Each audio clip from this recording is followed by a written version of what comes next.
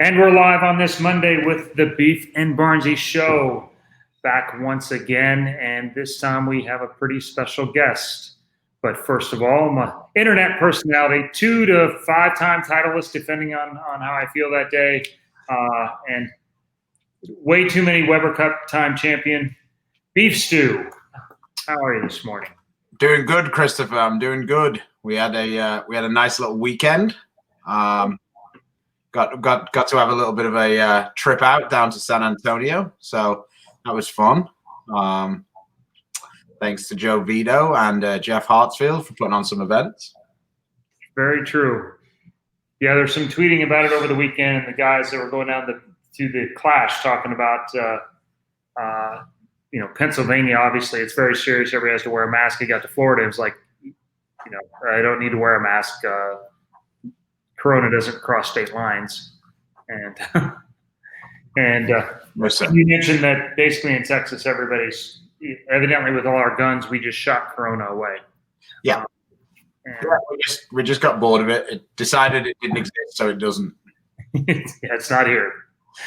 And certainly looking around at that tournament, if there wasn't plastic shields and the things that the center has to do and kind of required to be open, the bowlers surely don't feel like they're worried about it.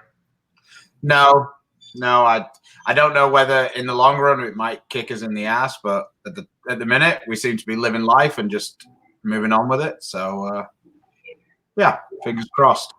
Very true. Well, we do have a guest, and it's someone that I've known for quite a while. He has an extensive resume, so I kind of cut it down a little bit. But he is a 4-time Ballmaster champion. He has 29 PBA 300 games, over 1.9 million in PBA earnings. He has titles in 21 countries. He has 14 PBA titles. He is currently the head coach at UAE, and he's the first European in the PBA Hall of Fame.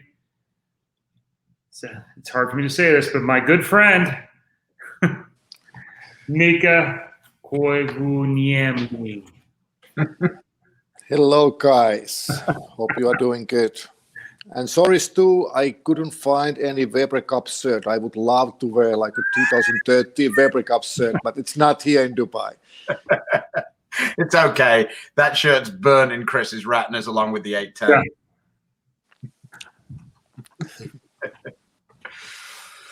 It's been tough sledding the last couple of years, though. He found these two-hander guys. It's causing us a little bit of trouble. It was much more fun. Yeah. I'll try and keep the subtitles up as best I can. Looks like yes. Yeah. Yeah, the last couple of years in the Weber Cup, it's not been so much fun. Chris found some two-handers who want to strike every shot. It was much more fun when we had the only two-hander. Yeah, those last 2 years when I was there, those were probably the best ones. And especially those comebacks we did. I think the 2013 is one of the best comeback ever in any bowling tournament. So yeah, scam ever. That's all that is. Biggest scam ever. I'm not having it. Oh dear. I mean, that's an asterisk. You're going to win for that one, honestly. Mika. Chris would know about greatest bowling comebacks, wouldn't he? I mean, he's been part of that few times. Well, we're going to get started. As we said, we've had the best fans, I think, in bowling, and our fans like to hear inside the locker room stuff. And so this is my cousin, actually, and he wants to know what's Mika's best story about me since we used to travel together. He wants to hear the dirt, I'm sure.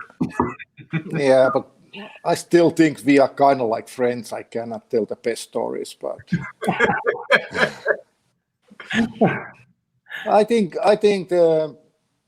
one of the best stories is when I teach Chris how to get ready for the tournament and making TV shows. And that's like one of the Finnish tradition. We need to go sauna.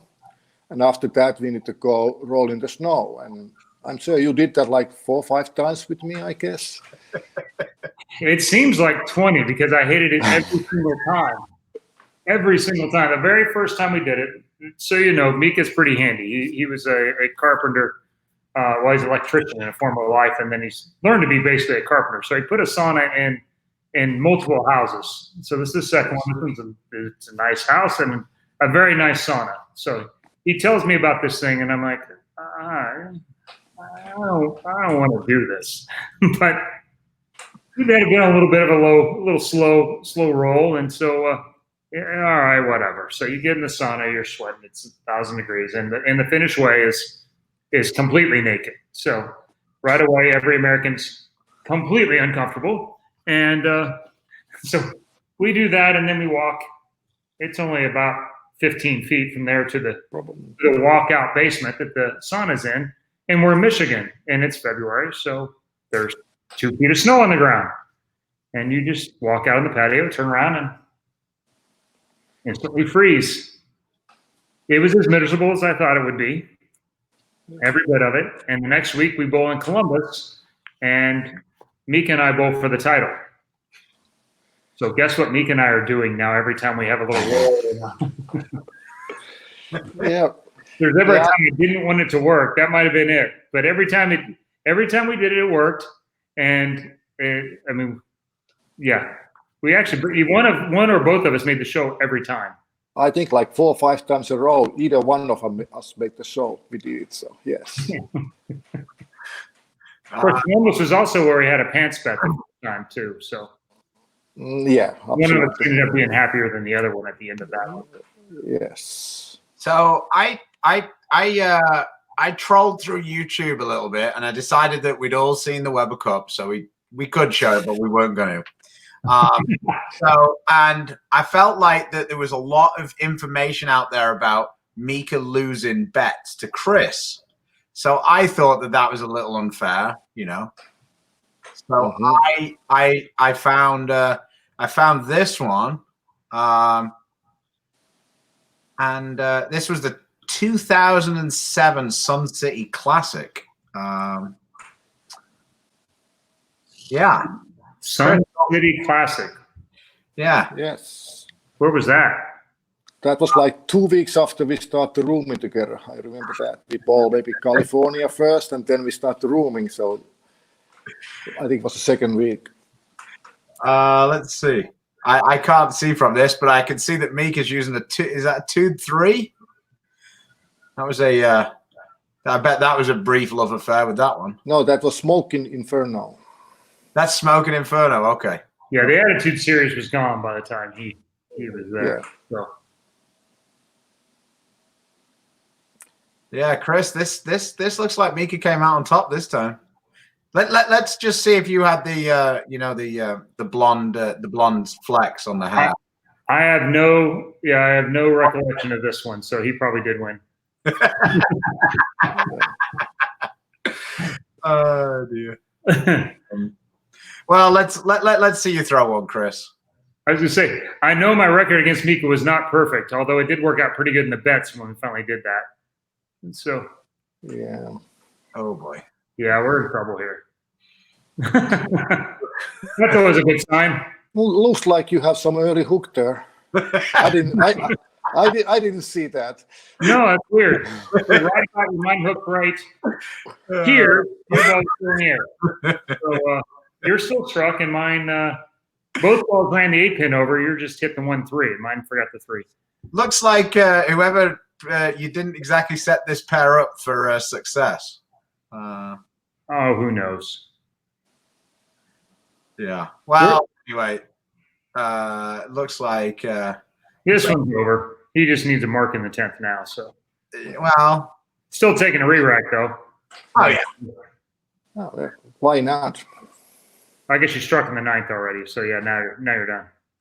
Yeah. I'm sure. Oh, this is you two being emotional. Oh.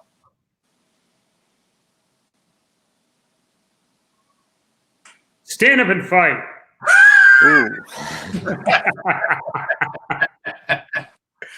Oh dear. This is interesting. So this is a 10 pin and a 10 frame to win. Yeah, I know that feeling. I know where you are going. Well, this is well before this. At this point, you never missed any of these, so nobody ever thought about this. So This is right in the face. Yeah, bang. Yeah. Once you start wearing jerseys, I don't think that. Did you take a re-rack needing one? Hey, can I just take a re-rack? I want to enjoy this for a little longer. But there we have it. So there you go, Mika. I managed to even up the score. There's too many talks about pants and shirts and stuff like that. So there you go. Yeah, I think that was the only time we bought a title in PBA. It's funny. We should get Walter Ray on because Walter Ray could probably tell you. It was he was on Flanagan's show last week, and he was just like reeling off random stats for like just anybody. Like, oh yeah, that guy had a pretty good record on TV. Flanagan looks it up. The guy's like 7-2 or something, and then the next guy, oh yeah, he really struggled in title matches. The guy lost 4 times, and it's like he pulled on tour for just no time at all. And yeah, he was all over it. He kept saying, yeah, I was. He goes, Pete was a pretty good bowler. I mean, I was 6-0 in title matches against him. I'm gonna skip out here and share everything. So, tell us what it's like having the transition from being one of the greatest bowlers in the world to now being a coach and having the trying to change your outlook. Because I imagine it must be pretty difficult for you, like, because you having to deal with guys who aren't necessarily at the ability you were at, and like being able to communicate with them. Yes, when I came here about 5 years ago, it was big transition for me, of course. And I remember the first tournament I went with the team, and that time we had the best team in this region by far. And when I was coaching the first tournament, I lived every shot like my own shot. I was so tired.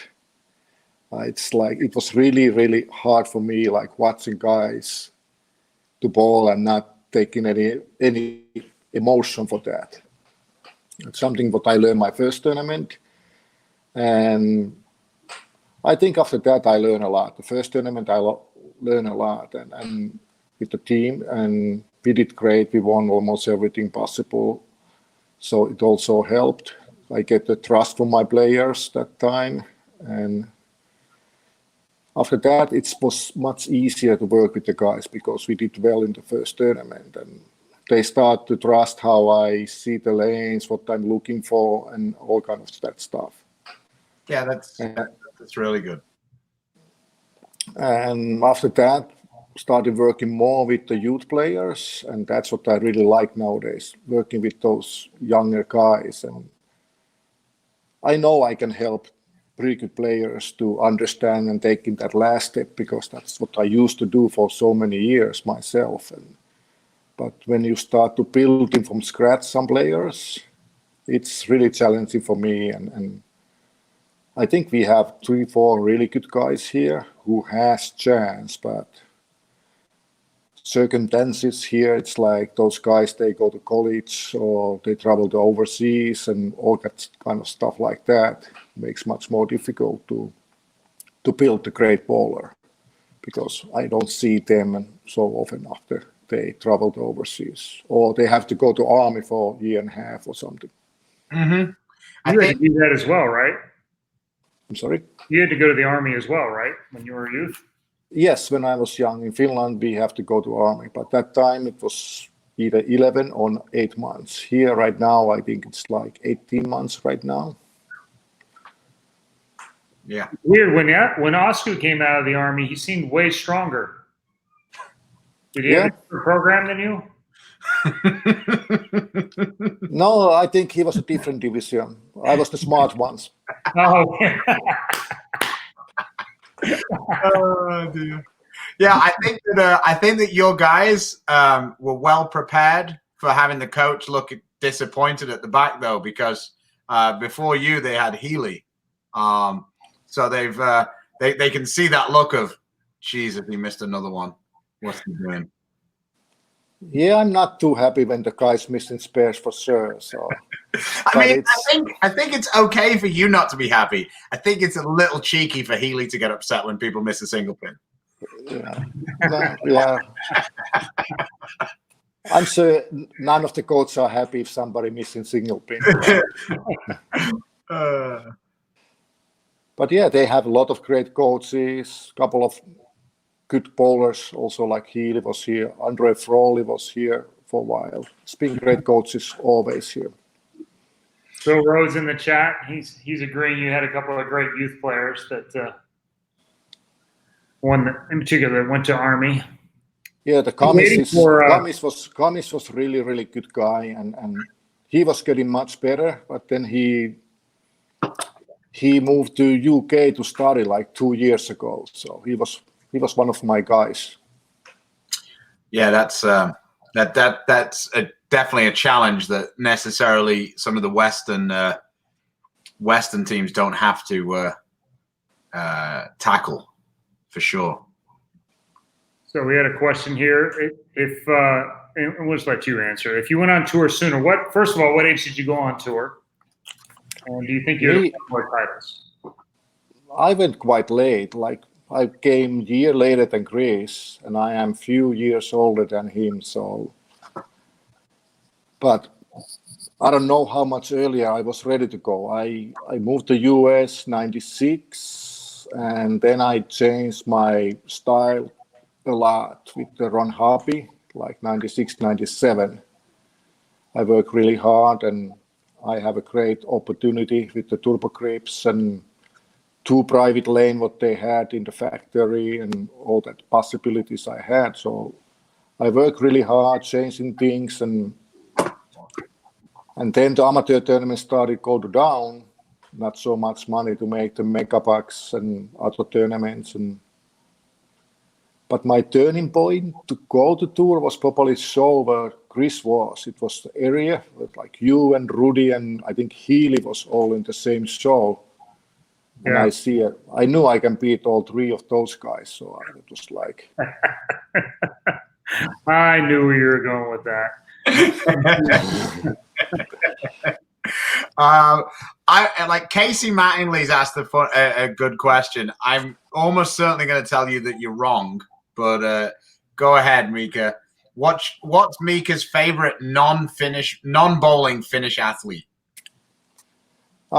Kimi is probably one of them, but I probably have to go with the hockey players. So I probably go Teemu Selänne. I was about to say I don't believe that any Finnish person is going to pick, wouldn't that be betraying you if you picked a Formula One driver, not a rally driver? No, they both are really, really famous in Finland, and I've been more places to watch in F1 races than I've been watching for the rally driving. I only been rally in Finland, but I've been 3 or 4 different cities watching the F1. To the American guys who don't really know, Finland has the fastest rally in the world. The 1,000 Lakes in Finland it's madness. It's the one where they have all of the big jumps where the cars go like airborne for like 100 meters, I guess the longest jump there. Yeah. They're lunatics. For the longest time, only Finnish guys won that race. Like it was almost like the Ballmaster. It was just crazy. Like you almost have to Google it and like look it up on YouTube to see it, because it's amazing to watch how quickly they're going and how far those cars are flying. And it's one of the pure pleasures of getting to cover about 200,000 miles in a car with Mika is getting to hear numerous times how the Finnish drivers are the best drivers in the world. Exactly. And I think I prove it too. You proved that they were still in Finland. That's what you proved. He proved that once he got an American passport, he decided to settle in. Those signs must have been in Finnish when they drive those cars. I don't know. So could be, yeah. Here's another one. Somebody bowled with you in qualifying. at a senior U.S. Open. It was a great experience. Oh, yes. That doesn't make sense to me at all. No. Only because it's the senior US Open, I guess. You won that one, so you were in a good mood. Yeah, I guess that. Yeah. Let's see what else we got over here. Oh, yeah. So you would have been a huge Dallas Stars fan. Well, except that he was a Red Wings fan when they were the best team in the NHL for about 8 years in a row. So. Yeah, it was 1996 was the right year to move to Detroit area and see the Red Wings dominating for the league for a while. Not right now, but I don't understand why Chris is so bitter. His team's finally won for the first time since he was like in the crib. I was not even in the crib the last time. No, not quite. Yeah. And like he just wants to throw the hate out just because we're better at supporting our teams than you are. There is so much irony in someone from England being a Patriots fan. Yeah, 99% of the people who I tell that story to, why do you support the Patriots? Well, England, isn't it? 99% of the Americans like, yeah, that makes a lot of sense. And Everton here shot, he goes, no, it literally makes no sense. Exactly the opposite of how that should work. But then I got the best excuse. I go, they're the closest. They're my local team. They're the closest team because literally the Patriots are the closest team to England. So then that became a much better excuse. Larry Verba wants to know how you are at changing a tire. I've been getting much better. I just got experienced that again like last week, but now I got the new tires. I got like 2 flat tires in 5 days here, and it's with the heat index like 110, 120 outside. It's not so much fun. So you broke his neck.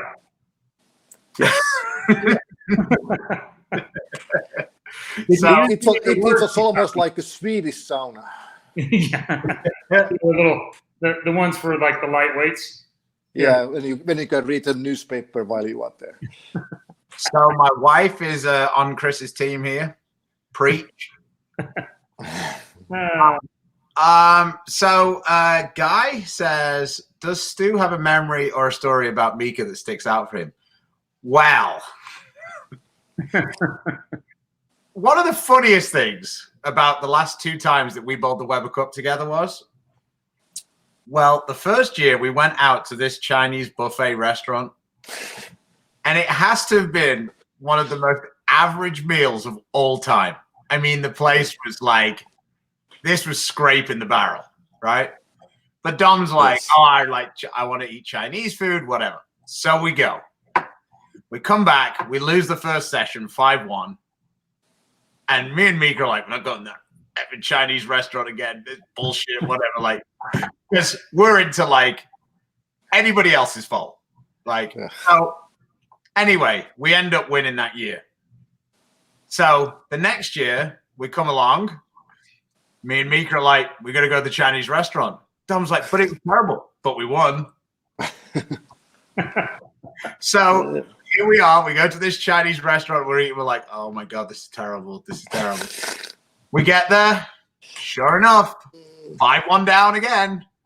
We're walking back. Why did we go to that Chinese restaurant again? And then we're just like, what we have to do.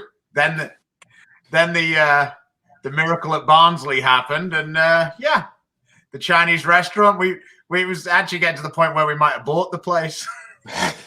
You know how bad the food has to be in England and say it's really bad. Yes, think about it. Yes. Yeah.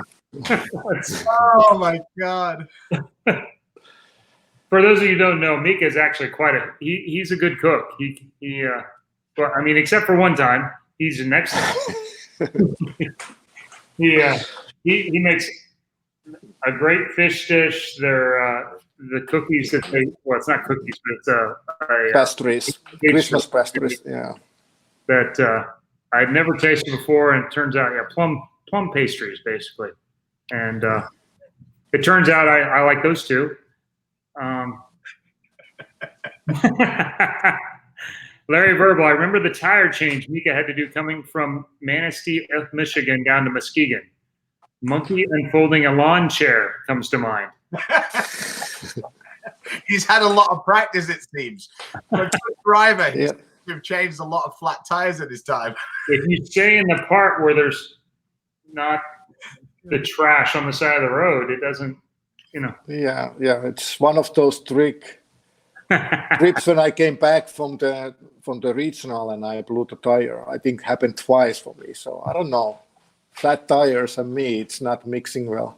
Lena knows the story. It's a traditional kind of macaroni dish that they make. Yes. I had a bunch of us over. This is his first house over in Ann Arbor, close to the Michigan campus. And he, because there's so many people, he tries to like quadruple the dish. And so it was, we hear it's traditional that we start to eat, and I don't know, maybe the traditional macaroni is just uncooked. I'm not sure, the crunchy macaroni dish, but yeah, I remember that one. Actually, now during this quarantine time here, I was making it here, and somehow that story came to my mind because I make a really big one here because I was putting that for many days, and somehow that Ann Arbor dish came to my mind. Yeah. My Lena, she's there for me. You just need to call it macaroni surprise. Yes. Oh, chip the tooth. You had about 6 guys staying there. I think I was like Healy and Torre and everybody that was either from Europe or had ever been to Europe stayed at your place that time. I think. Yeah, it was a lot of people then, yes. Well, we have a couple of more. Your story is actually really interesting and I think a lot of people don't know, but talk about your Aunt Paula. Oh, my mom's sister, my Aunt Paula, she was probably the most famous singer in Finland for many, many, many years. And she's still very famous, not doing too much anymore singing, but she's still, if you tell her name, I think 99% of Finnish people know, not 100 anymore maybe, but 99% people know who she is. Yeah, kind of the Barbara Streisand, I guess, is probably the right era too. Yeah, she sings Finnish music, Finnish country music, Finnish then whatever, how you call it, I don't know exactly. But she's really famous. And she was actually the voice of Finland many years as one of the judges there and stuff like that. So, also, you have 2 daughters. They're both living in California now, Ida and Lydia. Yes, and they are much bigger than people remember than in TV shows. Yes. I first met Ida; she was 3 years old, and now she has her own successful business in California. It's actually taken off. I see your products everywhere now.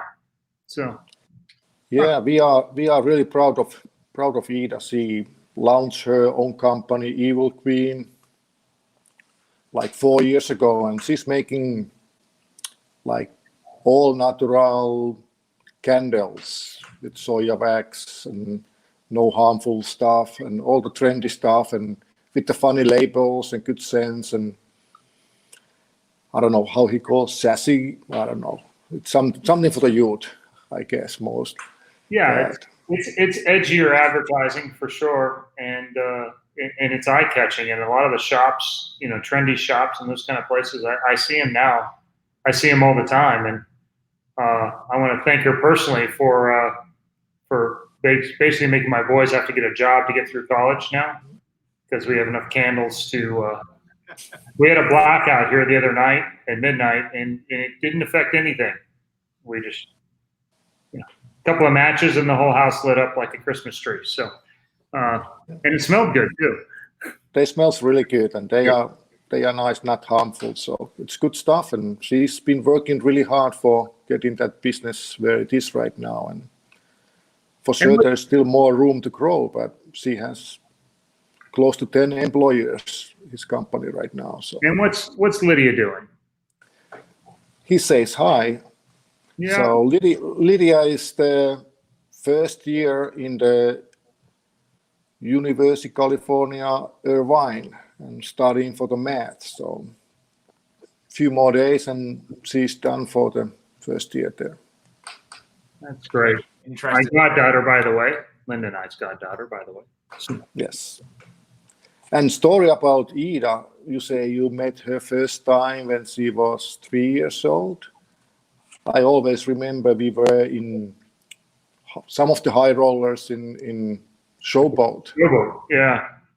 And she was somehow in love with you. And we need to sit at the same spot waiting for Chris pass because she met you that spot day before. So she sit there like 2 hours waiting for Chris and hoping to see him. It must have been the frosted tips. Maybe it was big glasses and mullet. I don't know. Yeah, back then it was probably the mullet. I don't know what it was, but yeah, mid-90s. So I don't know. Hey Chris, looking forward to new bets with Coach Mika, says Mohammed Khalid. Yeah, he's one of my new students, and I'm sure he's like to know some stuff because he likes the bets. He likes the bets, yeah. Yeah. I don't know if we have any pictures of those shirts at all or not, but yeah. I saw you put your screensaver already in one website, so. Yeah, I actually followed it up with the other picture that I wasn't going to post. So Guy is asking, if you were to challenge Mika in a sport other than bowling, what would it be, Chris? Well, actually, ironically enough, he also played putt-putt. Or a version of what was it. So I guess it wouldn't be that. At his advanced age, I think I'd probably stick with it certainly wouldn't be a winter sport. No hockey for me. He would crush me. Probably even soccer, because we don't do soccer. But right. But it'd have to be basketball. Probably my best chance, even though he's about 4 inches taller than me. And I used to play basketball when I was a kid, but probably not the level you used to do it. Well, you didn't have to play against your girls the last 10 years either, so yeah, you're probably a little more out of practice. So. Absolutely, yes. So I've got another TV show that I'd like to bring up. I think it's one of the more fun ones, and I'm not sure that anybody really knows the 100% how this all went down.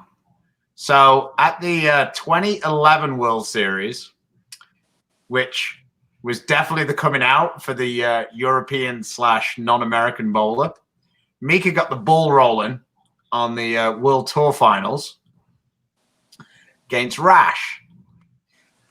You did play a little bit of dirty pool in this one, though, didn't you, Mika? With the practice session, I might wanted to lower the scoring pace a little bit.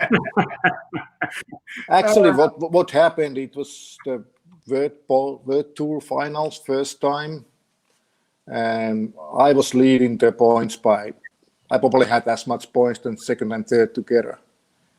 And then the World Bowling, they decided to go the longest pattern, and 2 other players were Rash and Belmo in the show. So I talked to Kevin Dornberger that, why don't you let me pick? Because I'm a leader. And no, that's what we decided. So that's okay. I will do what I have to do to not let them enjoy the playing the lines what they want to. And so I used one ball with like 80 or 100 grit and a plastic ball, and try to break it down in the front a little bit and force them more deeper and push the oil. I don't know what I did, but it was something I did. I don't know. I did something and sanding discs. Sanding disc. I used one of the ball. Yes.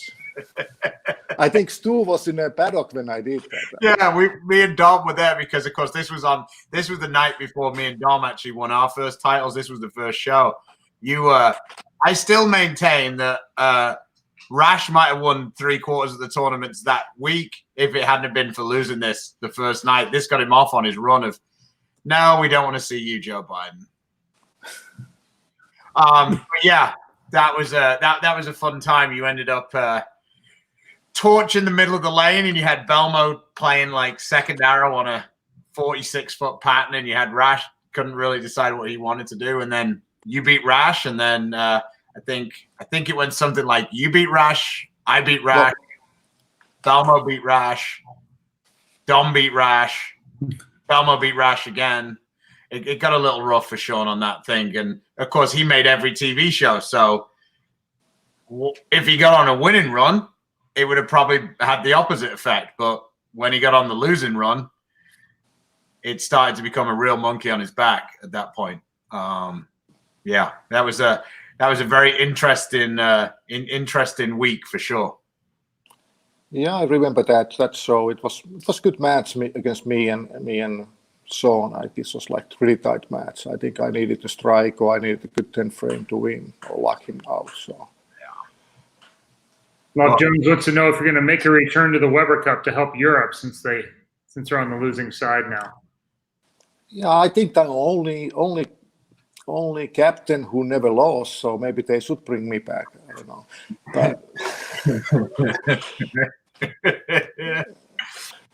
but no, I think I'm not ashamed to be in that team right now, and there are a lot of great players in Europe, and I'm sure they will find a way to win sooner or later. Well, yeah, you're getting old too. That's how I got back, as they kept getting crushed. Maybe I have to hope that they lose one more time then, I guess.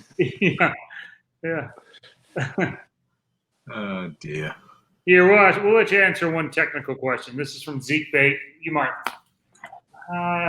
came out to her afterwards, but he's got an Eagles and just got drafted in the league, and he wants to know, have you always been able to use your natural height and length to your advantage physically, or was posture and footwork something you had to focus on consistently throughout your career? I think I've been using it naturally. Maybe early in my career, especially before I went to tour, I really didn't know why I was doing and how I was doing and why I was doing good sometimes, using my loft as an advance. But when I realized that that's my trick, so I start to work it even more with this. And I think to be successful in a PBA Tour, you need to have some kind of trick. When it's your trick working, you have to take the advance for that. You can't be good for everything. Well, maybe Chris and Norm and a few other people, but most of who are good for everything, they don't really do that well. They are close every time, but they are not winning when they. You seem to be pretty good at a lot of things, and people remember the fact that you loft because most of the guys in that era, there's very few that did it well. But there's a bunch of shows that you're on where you're not lofting it hardly at all. Right. You're getting it on the lane less far than the average two-hander gets on the lane now. So I would say you were very much a jack of all trades. That was the one thing that was unique that you did that really nobody else did nearly as well in the area you were out there. And I think that's coming back way more often now, especially if you are either a thumb-in player or a sub-500 rev rate player. I think loft is becoming a necessity.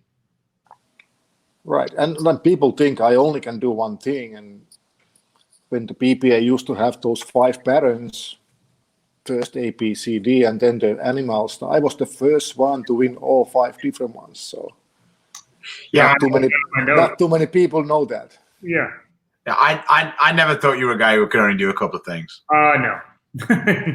No, I think people who ball with me more, they knew that, but people who saw me only in the TV, most of the time I was playing more straight lines or whatever. But the answer to that question, Ads, is if you're old enough, if you're good enough, you're old enough.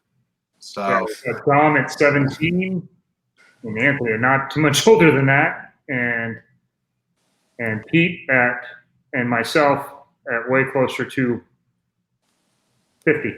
So I don't know the answer to that, but I think it's soon. Very soon. Yeah, what ages do you have to, or when are the Weber Cup teams being announced? For those of you on your phones, you can't read that. So, yeah, the Weber Cup, we're hearing that will happen relatively quickly. So, You guys have a date for the Weber Cup yet? we do, October 23 to 25. Okay. We're hoping to have a Simonelli Scream redemption at them.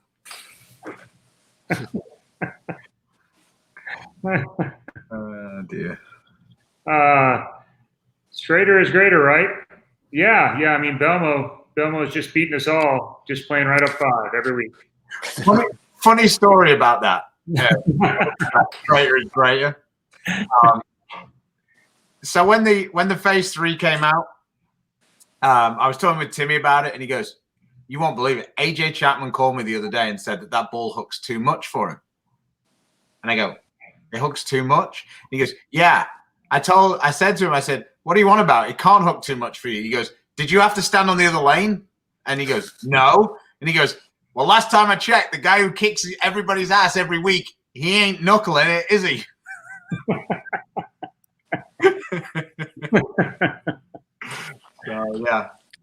Yeah. Let's see, we got anything? I mean, there's some people asking about the senior tour. If the senior tour does get announced, are you going to try and bowl any, or do you have days where you can travel? I was planning to be there right now, bowling those 2 majors, but because this pandemic, of course, they cancel everything, and if it continue, depends for the dates and my work and everything else. I still want to play. I still want to bowl a few tournaments a year, and I think being the PBA 50 Tour and bowling those majors, especially if they are same city back to back, makes most sense for me. I think that some of the guys would be quite happy if you couldn't get out of Dubai, though. I think they'd be okay with that. As much as they'd be happy to see you, I think they could deal with just a FaceTime call. Yeah, I think if they have a Sun Coast, the US Open, last 2 years, I will stop seated there. So I kind of like that place, yes. Yeah. Speaking of both your daughters, they're both very pretty. And we used to laugh because you had a collection of things, and one of the things was a big samurai sword that you kept hung up just inside the front door, kind of over the top. And, we used to laugh a little bit that when the boys came to pick up either one of the girls for the date, that you made sure they knew. Yeah, they knew that. They bring them back for 10 o'clock, not 10:01. Yes.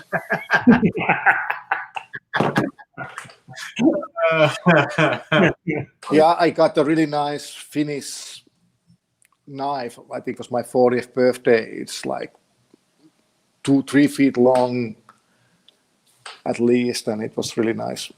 And it was right off the front door, yes. You will have her home by 10. Yes. Not 10:01. So, a big deal has been made lately about Chris Prather, and that he only seems to show up for the big events and the $100,000 events. How many $100,000 checks have you gotten? 100 or more. The one everybody knows about is the TOC was $250. Yes, and US Open 100. US Open for 100. Super Honky for 100. And I shot the 300 in Singapore, like 94, I think so. That was just over 100,000 back then. So 4 times. Only 4? Only 4, yes. Only 4, yeah. Well, really, it's 5 because you had $200,000 checks at once. Yeah, kind of, yes. Yeah, really. Yeah, 250K. That was a big one, and almost a little bonus on top of it. Almost, yeah, but it's. I don't really care if I it might be even better that I didn't get 300 the semifinal. I still bowled 269. I think I bowled the final game. So if I shoot 300, maybe not. Who knows? It might change my focus or something. Who knows? Yeah. It didn't say my focus when I was bowling in my 300 game against Scouts that wins a lot because I get, I think, 270 next game. So it's maybe not. That's a great segue because you've had a lot of nicknames on tour. What's your favorite nickname and your least favorite nickname? My least favorite is whatever you call me. And the most favorite, I don't know. I kind of like the lefties worst nightmare. I kind of like that. One point, actually, my first 12 games ever on TV against lefties, I won 12-0. So I guess I earned that name, and I know Del Ballard likes me because of that. So. Yeah. And the Major Mika, I like it, but I know there's a lot of guys who are more deserving to call Major nickname than me. Yes, I was the first one ever to get first 2 titles as a Majors, but still. It's a pretty cool story. Not just everybody has that. Yeah, I think still I'm only one whose first 2 titles are both Majors. Pretty good. So we've asked this to a few different people, and when we're talking to the reps about people who are fun to work with, and or maybe challenging. So figured we'd ask you, who's your favorite tour rep to work with? My favorite tour rep, I think I liked work most with Rick Benoit. He was teaching me a lot of stuff, and we get along pretty good. I feel like it along with everybody, but seems like not all of them feel the same with me. But I know I was kind of hot-headed sometimes in when I was bowling, or most of the time when I was bowling, and probably didn't tell the right political right things for the first 5 minutes after I was done, and maybe somebody took that personally. I don't know. I was flicking through. I found this one. Where's Oscar? We only needed 4 to beat you guys then. Yeah, that's a shirt I was looking for, but it's somewhere in the US. Yeah. That was a fun time, and we had one more. I found a fun picture for us. This is you with the BFFs and Bolrax, Lee, and Chris the San. Yeah. From the Hall of Fame. Yeah, that was fun trip for me for sure. Yeah. You had a lot of guys come out for that. Yeah, I got like 4 guys from Finland, or 3 guys from Finland, 1 from Singapore to came there. My best friends, basically all bowling related friends, and we rented the house there and we partied like 4 days or 5 days. I don't remember, but we had a pretty good time there. There was a certain irony to it being you and PA going in at the same time. You guys had quite a few battles over the years on the lanes. Yeah, we had a 3-4 year run. We were a lot of in the same shows, a lot of things going between us, but it was all friendly in the end. It didn't look for that for sure in the TV, and PBA wanted to promote that, not so friendly. And I even remember one show, we getting ready to show and sitting in the paddock and working our bowling balls. So I asked Pia, you want to do something today? We said, just do something. And I think that's one of the shows when he went kind of crazy. But I think I was asking for it, so it was fun. It never was personal. Anything what happened in the lanes always for me was never personal. I was there to win, and I did whatever I have to do to win, and not making friends. And if you are my friend, I know that 15 minutes after we're done. So I mean, I think the most fun one with PA is always going to be the most memorable was when he got up on the chair in Carol Lear and he started screaming. Yeah.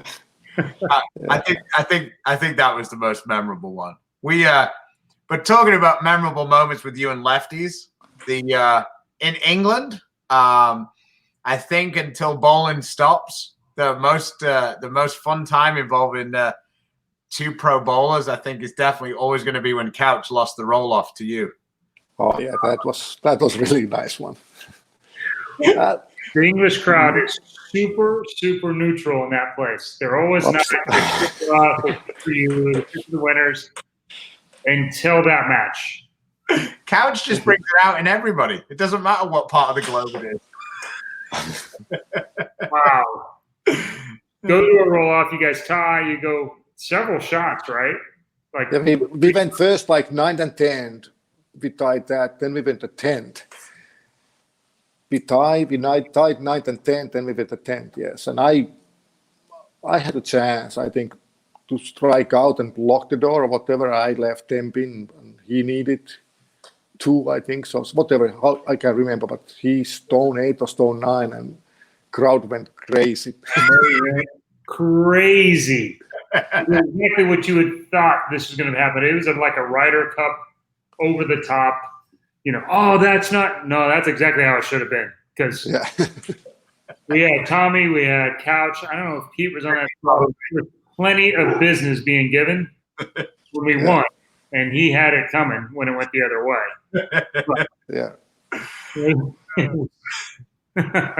That's and me and Couch had our matches back in PBA Tour, going back and forth. So it was kind of sweet for me to see the crowd react in my side once. Yeah, your side once. There's a reason why this is the board today, by the way. Yes. The moose is loose. Yeah, Tina wanted the moose celebration back. Yeah. It's only in Barnsley. I've never done that anywhere else. Only in the Barnsley. Of course, it might have been that same event where Mika would win, he would strike, and they would go moose. I don't even know how you got the moose thing. They were married. The one group was doing that. They did what they doing. And one time, I think one of the matches I beat one of you guys, and I started to do back for them. And they started to call me Moose after that. And then every time you struck, it was Moose, Moose, Moose, and you won a Moose. And Couch beat you at one point, and he went, the Moose is dead. And then the one after that, you beat him in the roll-off, and you came back to life. So nearly injured. And I remember Tommy Jones calling something about Moose when he shoot 300 against me in there, but he's bleeding or whatever. I can't remember. I still remember the one time we bowled, and Chris was bowling against Dom, and me and Chris were literally having a running conversation between the two of us, and Mika was sat next to me looking at me going, I can't believe you're doing this. And I'm like, this is the only chance we've got. And Dom's just like, what's going on? Like, he doesn't understand. And me and Chris, like, Chris is on the stage and he's like, yeah, really? And I'm jumping back at him. Mika's looking at me like, you're such a piece of shit. And I'm like, yep. It's not always the strikes that you have to bring to the team. Sometimes you have to bring some other things. Yeah. One of the matches I'll remember for a long time, and Ida was about 16 at the time. And we just gotten word from Lena that Ida was going out on her first date. And she'd waited until her father was out of the country. So I can't have my knife there, yes. Yeah, no knife. So, as you know, in the Weber Cup, we're sitting about 3 feet off the stage.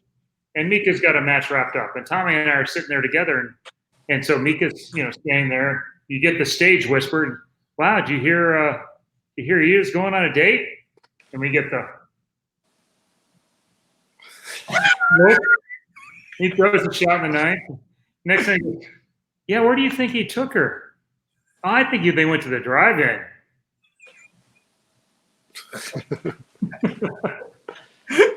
What do you think they saw? And the movie had just come out. It's just, Knocked Up for sure. Yes, I do remember that. Yeah. That was the long 10 frame, for me, yes. There was a little conversation up in the green room shortly after that where we felt like we were the teenager taking her out. You will not talk about my daughter like that. Here's a fun question. Mika, who's your all-time 4-man team to bowl with? Oh, this is a good one. This is tough. All-time 4-man team to bowl with. Ooh. You can take it in any direction you want. You can pick. I was thinking, do I go to Finnish players? Do I go to PBA guys? Do I go to Weber Cup team? But it's when you're as old as you are, there's a lot of choices. There's too many choices. Yes. Yeah, you've been on the national team since you were 17, so and you're 61 now. So yeah, it's too many years. Yeah. Maybe we should do it like the PBA guys because if you got the PBA guys, I think that's the best way to do it. So we used to have those summer series. I bowled a few guys; those were fun, and we had a couple of good teams. 4 other guys. I will put a picture right now, but I can't find it. But yeah, I take Chris. Because I know how he is on those situations. I bowled with him many times. I probably take the Tommy Jones to throw that strike in the 10th. And 4th one, right now I would take Pelmo for sure. There you go. That'd be an interesting team dynamic for sure. Yeah. 3 of us rolling him up for the other guy. Yeah. Oh dear. Yeah. One of those Ebonite when they did the manufacturer things, and we were all in Ebonite. I think it was you and myself and Tommy and Bill and maybe Fagan. Fagan, yeah. Or PA. Fagan was the 5th one. Yeah. That one was okay. We have a good group. We travel with that group quite a long time together. We were teammates for probably the best team challenge team I ever bowled with. Only one time. But one time. And now, actually, if the pandemic didn't happen, we all would be in the Hall of Fame, USBC Hall of Fame by now, because Healy would got picked up this time, yes. Right. So who was the team then? It was Mika, Pat Healy, Bob Goike, John Gaines, and myself. So I'm sure that would have been attractive for brackets these days. We did okay. Yeah. We had a good week. We're out. That was the one wire-to-wire win. But the Lynn's team was there, and so they always fired. And so there wasn't – we needed one more team probably to really make a lot of money because it didn't really matter who else bowled that one. We were clicking. That was we led by a bunch both days. It was that was fun. That was about as easy a win as you're going to have as a team. It was it was a memorable weekend for sure. Yes. Well, I'm sure we could go on all day, but I'm sure Chris has got his 10 frames lined up for you here, Mika. Oh yeah. I know people like to know about our pets. Oh yeah, there was a couple questions. There was what would be the. Let me see if I can find it again. But there it is. What will be the bet when and if you and I meet up for a title on the senior tour? I don't care because you have to run out of the luck some point. So. No, I know you beat me. You beat me in Columbus, but then I think you kind of get lucky to beat me when the third bet was on. But yeah. I've only tripped the 4 about 6 times. I don't know what that was the pants bet, I guess, in Columbus. Yeah, but Columbus I didn't bowl good, so I don't mind if I bowl bad. You deserve to beat me then. I don't care. Oh man, how times have changed. So much more mature about it now. I didn't mind that. Let's not pretend that he actually feels like that for real. That's true. If I bowl well, then I hope I win. But I don't think there's nobody who hates losing more than me. I know Chris is probably hating as much as I hate it, and that's why we were so good for roommates. But I hate losing. There wasn't any hurt feelings. When I got done with that Columbus show, because we bowled in the semifinal, Lane had come down to watch the show with one of the girls. And by the time that show was over and I won, there was a car there with a note and the keys for the car that Lena drove down. I was welcome to drive that back whenever I was done with all of my obligations for the day. Yeah, you were coming to my house after that. Is that at no point did I expect him to still be there? I wasn't mad even a little bit. It's what made it one of the best arrangements ever. No matter if we only had one car or not, if the guy with the car lost and he was close enough to get to home, he was going home. And you were on your own for a few days. That's just how it worked. And it was okay. Yeah. Linda you came to Michigan that night too, so it was fine. Yeah. With a deck, so I didn't mind so much. So. Yeah. You two are getting soft and mushy, she says. Yeah. I'm not liking our chances now. Chapman, Wiseman, and Duke. No, well, maybe Astro. Yeah. Well, is it just Mika and I? Or do we get No, I think it was your team with Tommy and Belmo. Oh, okay. Yeah. I'm not liking sorry, Dell. No. No, I'm not liking this team on the major, on the majority of the times. But in Astro maybe. Well, but then I got these two guys who aren't going to see the front. It's just me dragging them down. That might be enough for us, though. It might be. And also, you're not factoring in it's a team event, and you've got Belmo. So he might advise one of you guys to take a third re-rack. And you know better than anyone. So how that turns out. Did you ever hear the story of that, Mika, when they stacked the team against us? So it was the Team Hall of Fame and Billy. It was Belmo, Wes, Barney, Tommy again. Yes, and then our team was the five Europeans. Yes. Well, we were coming down the stretch, and Belmo tells Wes, take a re-rack. And we're like, me and Oscar were like, you can't take a re-rack. You've taken two. Press the button. That's your third re-rack. 0 for the frame. Oh, zero for the shot. But it might have been 0 for the frame because they were on a triple in Baker. Oh. Ooh. So that was the time when Martin Larsen was really close to title. Yeah. That was the time when we had a chance, and Ronnie and EJ and Loesch and Rhino. I think that they might have taken a couple of shandies before they bowled that TV show, and they were loosey goosey. It was very annoying because our team and Barnzy's team had taken it pretty seriously, and we were quite a significant amount ahead of the next team. So I don't know about how Chris's team felt about it, but we were okay if we lost to their team because it was either our team or their team was going to win. Then we bowl this thing, and Ronnie's team just ran the ladder.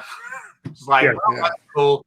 Yeah, so that thing was really close. It's a position round game to be the top seed. It's coming down the last couple of shots. It's close enough we're taking re-racks, so it's right. That turns into, okay, now we're the 2 seed, and now we bowl those guys, and they career day all the way through, and now we're third.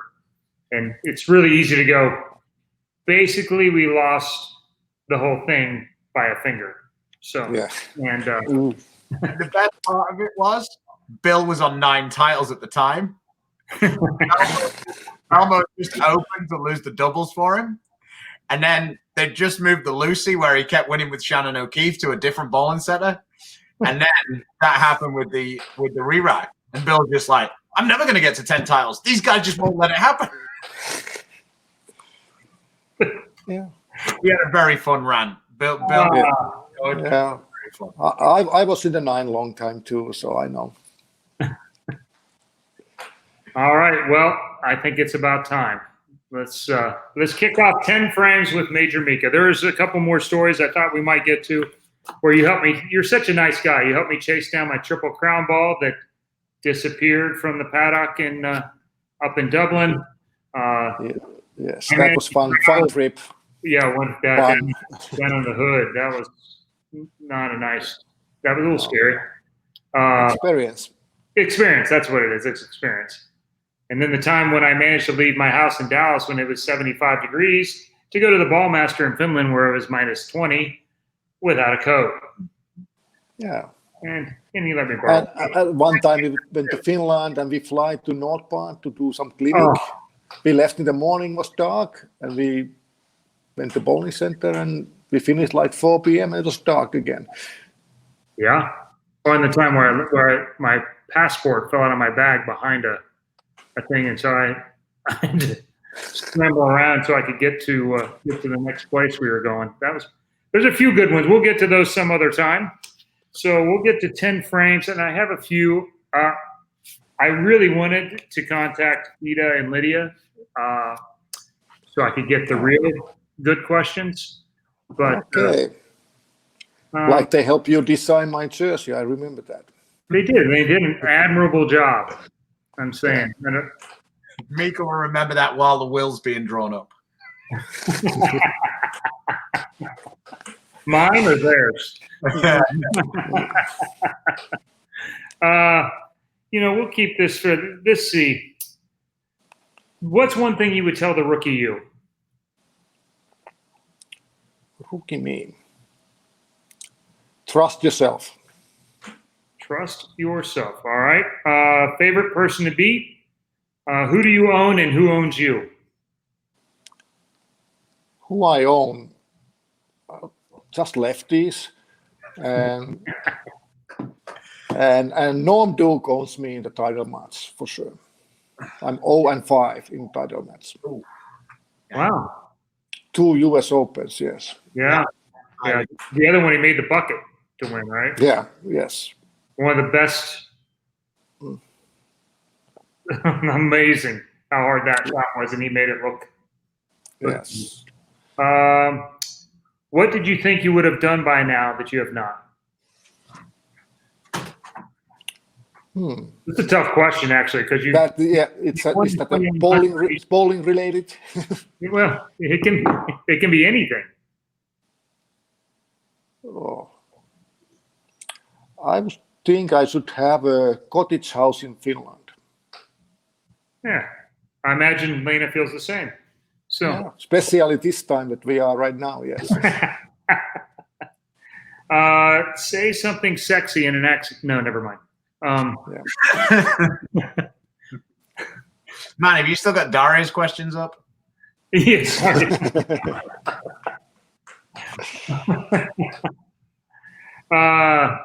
Let's see. We already asked about your favorite tour rep. Let's see. What's your most irrational fear? What I'm afraid of? I don't like snakes. Snakes. That seems rational to me. Yeah, that seems actually. I want to ask the one, what's one thing you've tried that you would never try again? Downhill skiing. Okay, that's one of the better answers. And why? I think I want to hear the story. No, I was maybe like 14, 15. I went for one day and I never enjoyed it. And I felt like I'm sliding my butt more than my skis and something I never felt comfortable. And I never did again. Yeah, it seems quite sensible. I'm sure that at the time, if you had sponsors at that point, they would have been quite happy that you didn't try it again also. Yeah, especially if they saw how I was trying to do it. Dumbest way you've hurt yourself? Sorry? The dumbest way you've hurt yourself?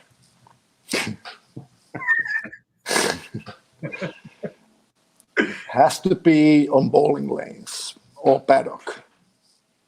I think think using my right hand to hit something when I was bowling. I hit you most of the time. I using my left hand, but sometimes you forget and hit your right hand, and so I think that's the dumbest thing I've done, hurting myself. Your knuckles, is that knuckle still? I still have all the knuckles, and they are actually not blue this time. I haven't bowled for a while.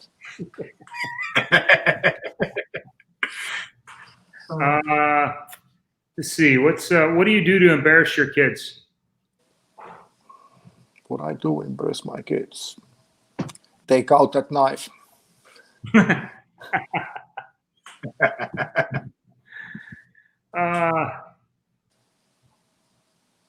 The most famous person in your phone? Most famous person in my phone? Probably my aunt. Best trash talker? What is trash talking? What? Yeah. I just try to think. I think like people, I like to give a different kind of answer. People think that they get under my skin when they talk about me being Swedish or something. But when I was bowling, it's never bothered me. Actually, I was laughing for those guys because they think to get under my skin calling me Swede. And yes, I play that role that you guys think that way. But it never bothered me. Actually, I was laughing that they're thinking they get under my skin calling me Swede or Sven or whatever it is. So it's. But there's a couple of good trash talkers.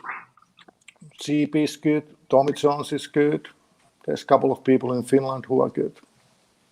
Pasi is pretty good, yes, for sure.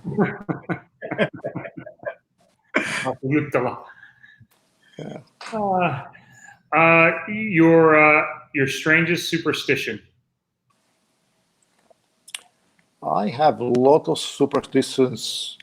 You do? But yeah, I do. But actually, I'm not sticking some too long if it doesn't work. So I don't stay with something. But many of them probably going for the food, like going to same. I remember one tournament in Reno. I was staying myself, and I went to eat at one place, and I bought good. So I eat like 4 days in a row that same place, same food, and I end up winning. So I just, the more I talk to you guys who bowl for like forever, like on these tours, the more I realize that like PA gets a really bad reputation. He was just more open about his weirdness. Like he was perfectly normal in comparison to everybody else. Like everybody, like when he used to have his parking spot, which is where I park him up. I made the show here 3 times out of 5 stops. This is my spot. Yeah, but PA, 76 spots between here and the door. So that's where I park. It's always available. Yeah. Almost comes in and takes a spray can and puts his initials on the spot. Lots of people we ask about the one shot you'd like back, and I think a lot of us know what that answer. Yeah, that's probably no-brainer. Is the one 10-pin miss for right. So what's the one shot that you play over in your mind forever as the best one, the best moment for you? I don't think there's. Yeah, it's some of my winning shots. Like I always like to watch some TV show. If I didn't bowl well, I always like to watch some shows what I won. I never watch any other shows if I didn't win. If I finished second, whatever, I never watch. But I always watch the shows when I was winning and try to get the same feeling what I was having that time. So I don't think I have a one shot. Maybe when I throw the strike 91 Singapore to win the Masters Gold. I think when I was younger, that was the shot what I was playing in my mind all the time. But when I get older, I just try to find the feel what you having when you're winning, watching old videos. Well, that's 10 frames with Major Mika. I appreciate your honesty. I wish I had gotten in touch with the girls. I think there might have been a couple other questions in there. Yeah. And they're in California now? They both are in California right now, yes. And Ida's business has been open a few weeks again after the lockdown there. And like I said, Lydia has a few days left. And actually, Lena is going to California in a few days to helping Lydia moving out to campus and finding a new place and so on. She should chart her day, like film the whole thing. She'll have a very interesting social media post. For sure. Yeah, of going through Dubai airport where you can walk as fast as you want because nobody's in your way. Yeah. For the only time ever. Yeah. Yeah. It's really, our apartment is kind of close, and we used to see, like our window, we used to see the planes going up like every 40 seconds or going down, and now you see 4 days. It's kind of different what it used to be. So, but it will get back sooner or later, but it will take time. And for those of you who missed it, that is Evil Queen. So you can go to there. A bunch of different candles. Actually, this is one of them. And like I said, they're a little edgy. Yeah. And there is something there literally for everyone. So, since most of our viewers actually are, not all of them, but most of our viewers are men, tell your wives about that one. That's an easy bailout gift for you too, because they do smell good. Your wives will appreciate them more than you think they will. Right, honey? Yeah, it looks like on cue. Love me some Evil Queen. Yeah. I hope she's talking about candles. Hopefully, yes. Yeah. Yeah, new one. That's a new one came today. So. Okay.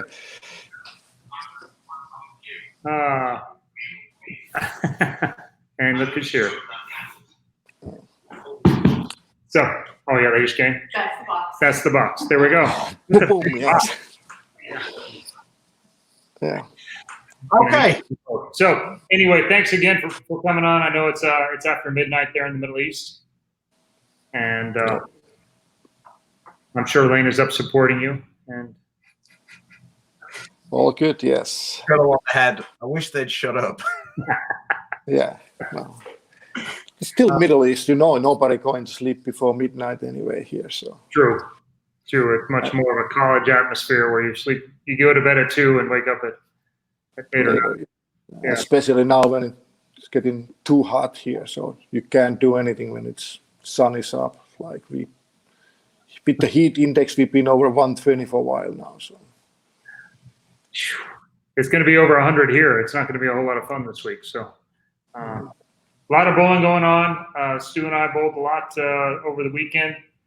Wednesday, we will have a shortened version of our show with just him and I, and we'll recap the weekend. Time.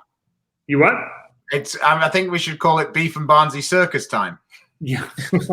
We'll answer questions and whatever you want, and we'll have a few of our own questions that we'll do. So, is 6 o'clock going to work for you, Chris, for that?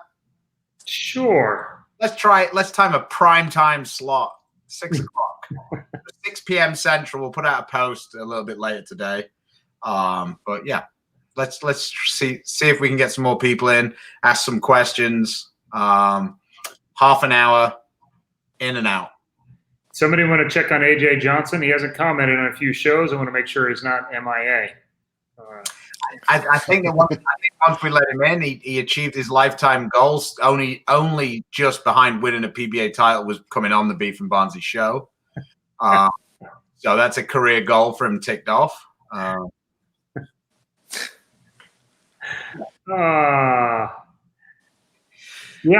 there you go. All right. Well, thanks again, Mika. It was great to see you and relive some cool times for sure. Yeah, thanks, guys. It was fun to be with you guys, and you guys doing a good job with the show. Thank you. Trying to have a little fun. So again, for those of you that can, enjoy getting back out in the lanes, and for those of you that are in more affected areas, stay safe, stay healthy, and God bless.